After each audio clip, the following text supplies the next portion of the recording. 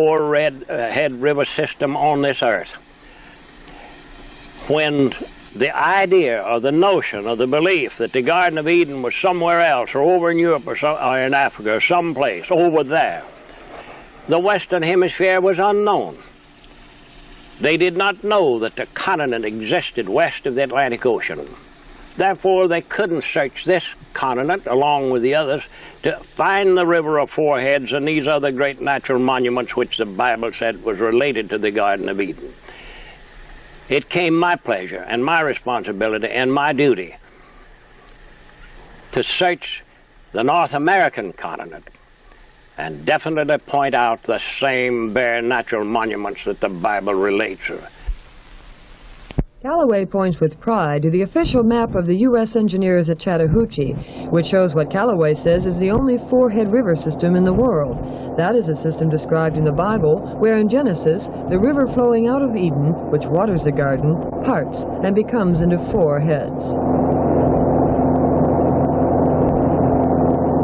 First there is the Gihon, now known as the Flint River, which flows towards the land of Ethiopia. Then the Euphrates, the Spring Creek River, whose name was transferred to the Middle East after the flood.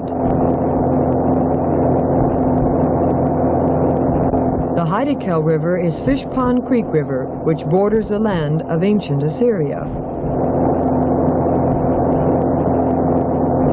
And finally the last of the four rivers, the wide and lovely Pison, the Chattahoochee, today a river of trade and commerce.